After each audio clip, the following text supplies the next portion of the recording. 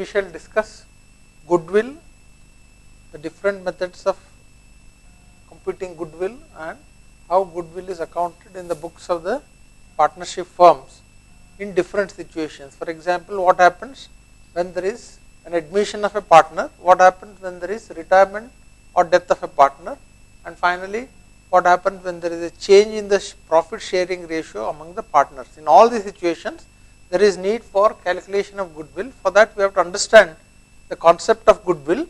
Then we will go into the methods of computing goodwill. So, as we know, goodwill is nothing but the value of the reputation of a firm in respect of profits expected in future over and above the normal rate of profits. That means, if a firm is likely to generate more profits than what is normally expected in that particular type of industry, then that firm is said to have a certain amount of goodwill. That goodwill may be on account of reputation of the firm, the quality of the products, or the service of the products, or all factors put together. So that excess profit over and above the normal profits is termed as the goodwill of the firm. It may be due to firm's locational advantage because of a better advantage in terms of location, or because of better customer service provided by the firm, or possession of unique patent or right, or personal reputation of the partner, that is the integrity of the partners, or similar such reasons, or it could be a combination of all or some of these reasons. And we need to value goodwill because of different situations arising in the course of the life of a partnership firm. So what happens whenever there is a change in the profit ratio of the partners among themselves?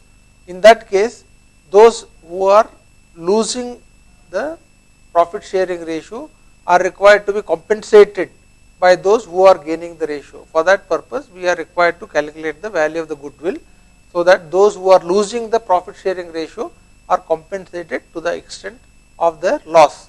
Similarly, whenever a new partner is admitted, new partner gets a share in the profits of the entity, which is by the existing partners losing some of their shares. So those existing partners also need to be compensated for the loss of the shares. Similarly, when a partner retires or dies, the partner retiring is required to take away his share of the goodwill, or when a partner dies, the legal heirs of the deceased partners are required to get the benefit of the value of the goodwill of the firm to the extent that it belongs to the deceased partner. Similarly, when a business is finally dissolved or sold, then they also need to calculate the value of goodwill, so that they can recover that value from the buyers of that particular business. So in all these situations, goodwill is necessary.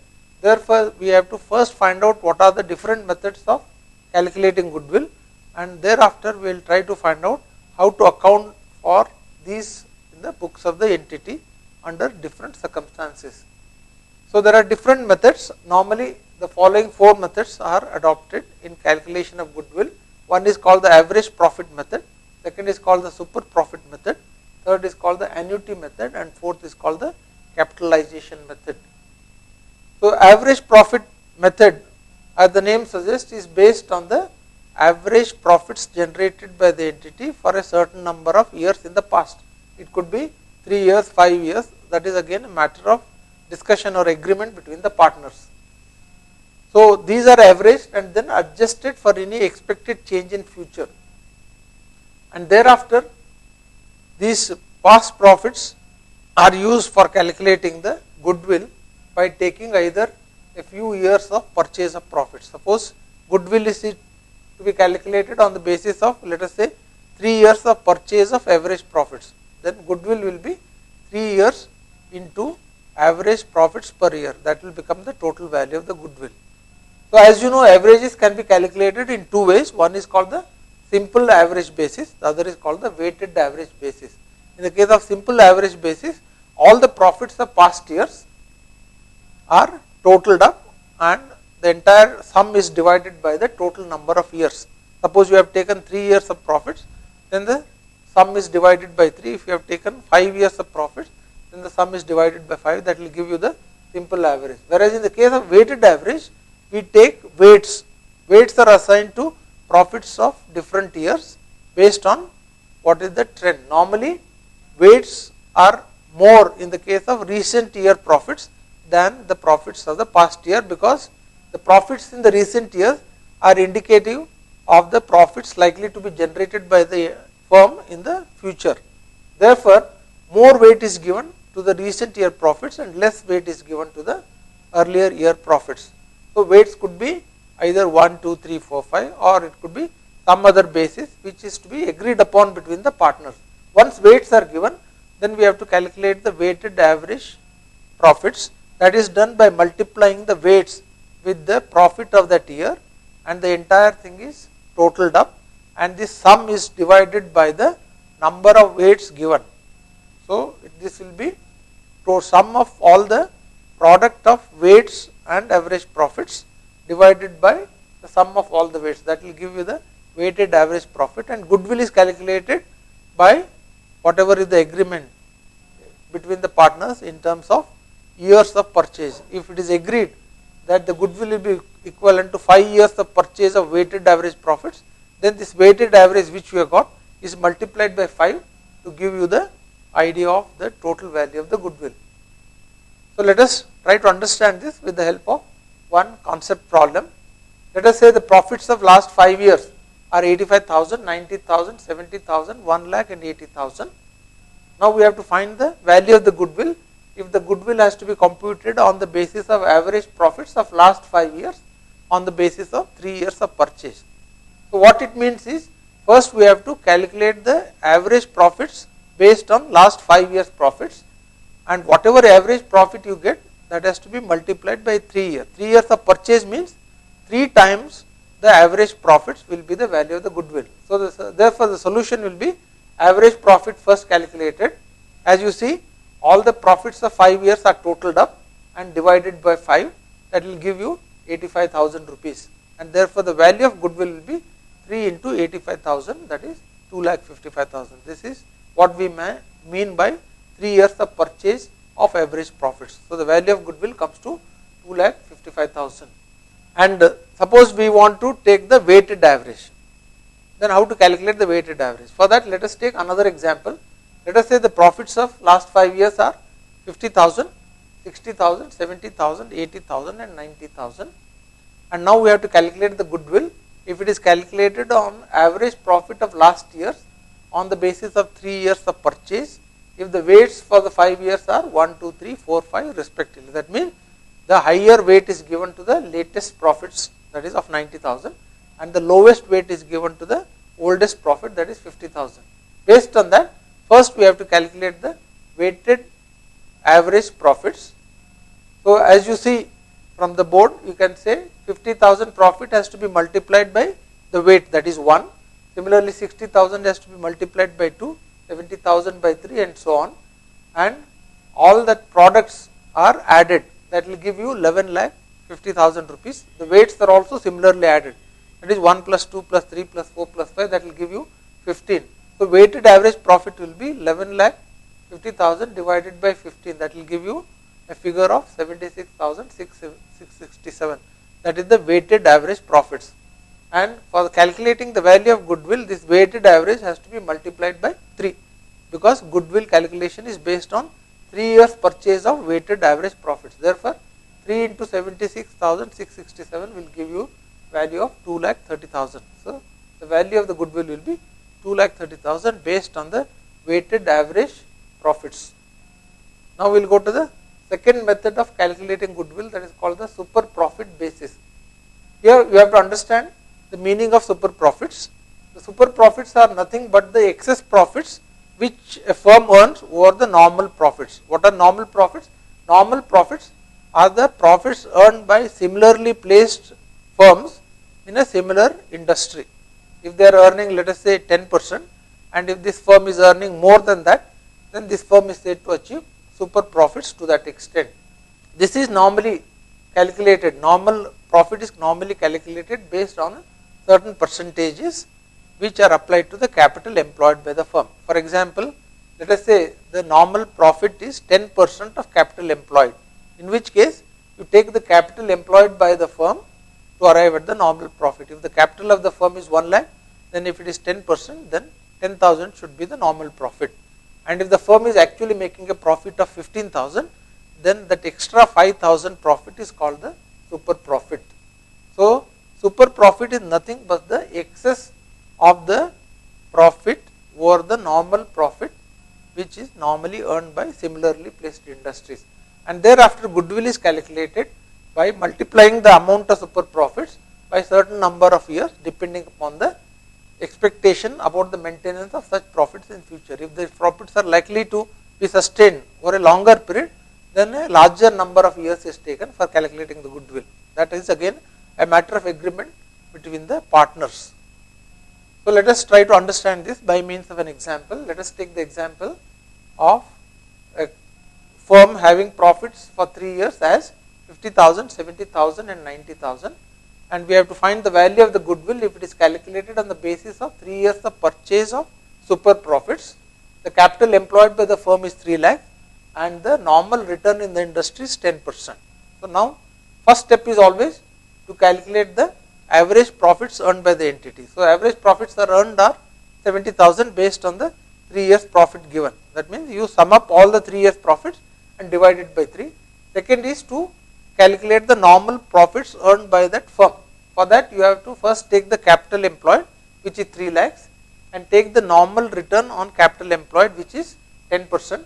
So 10% of 3 lakhs will be the normal profits which would have been earned by the entity, that is 30,000. So super profits will be your average profits minus the normal profits, that is 70,000 minus 30,000, which will give you a figure of 40,000. So the value of goodwill will be 3 years purchase of super profits. So the super profits have to be multiplied by 3 to give you a figure of 1,20,000. In the case of super profit method, we are not taking into account the time value of money, whereas in the case of annuity method, time value of money is taken into account by discounting the value of super profits. That means profits which are likely to be achieved in future are discounted at a certain rate to arrive at the present value of such super profits, and such super profits are considered for calculating the value of the goodwill. That is the only difference between the annuity method and the super profits method. This annuity method is considered more realistic because it takes into account the time value of money. And the fourth method is called the capitalization method. As the name suggests, the capitalization is done based on profits. That means based on the profits earned by the entity, applying the normal rate of return, we want to find out what should have been the capital employed by the firm to achieve that kind of return, and what is the actual capital employed. If the actual capital employed is less than what should have been employed, that difference is said to be goodwill, because the entity is able to generate profits with a lower capital base, which otherwise would have required a higher capital base. So this is called the capitalization method. Let us try to understand this with the help of an example. Let us take the following example. Find the value of the goodwill of the firm using capitalization method for the following data. Total capital employed is 8 lakh of rupees. Reasonable rate of return in that particular type of industry is 15%, and profit generated by the firm is 12 lakh rupees. Therefore, first thing is to find out what is the value of the firm based on capitalization method. That means they have got a profit of 12 lakhs and the reasonable rate of return is 15%. So to arrive at 1,20,000 profit, the entity should have a capital of 80 lakh, that is 12 lakh divided by 15 into 100. This is called the capitalization method, that is trying to arrive at the capital required for the firm to arrive that kind of profits.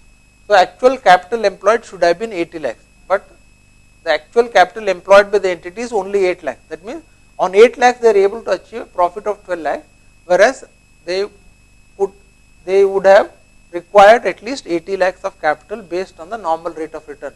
So that excess of capital which they are not using is called the value of the goodwill. Therefore, in this case goodwill will be 80 lakhs minus 8 lakhs, that is 72 lakhs. That means they are able to generate the same amount of profits with 72 lakhs worth of capital being less in the unit than otherwise would have been required. So now let us try to understand the need for valuation of goodwill and what are the situations under which goodwill is needed to be computed. Therefore, whenever there is a change in the relationship of the partners that means among themselves, sub partners have to sacrifice their future profit at the benefit of others. That means some people will be gaining and some people will be losing. So whenever such a thing happens, that means whenever there is a change in the relationship amongst the partners, then there is need for calculation of goodwill. And for that purpose, what is done is, once the goodwill is calculated, those people who are losing their future profits will be compensated by those who will be gaining in terms of future profits. So when can this change in the existing rights are likely to happen? This happens under 4 situations. Whenever there is admission of a new partner, whenever a new partner comes into the partnership firm, the new partner gets a certain share of the profits of the entity, which is taken away from the existing partner. That means some or all of the partners may lose a certain share. So these people who are losing their share of profit will have to be compensated. For that purpose, we need to calculate the goodwill. Similarly, whenever there is a change in the profit sharing ratio, that means some people will lose the profit sharing ratio, some people will gain. There may not be any change in the partnership firm. Only inter-se sharing of profits will change. So in such a situation also, those who are losing the share will have to be compensated by those who are gaining the share. Similarly, in the case of a retirement of a partner, the outgoing partner is foregoing all his future profits. So whatever is the value of the goodwill, his share of goodwill has to be paid to him. Same thing happens when there is death of a partner. When the partner dies, the legal heirs of the deceased partners are required to be paid their share of the goodwill of the firm. And finally, whenever the partnership is dissolved, each partner is required to get his share of the goodwill if there are enough assets available for sharing among the partners.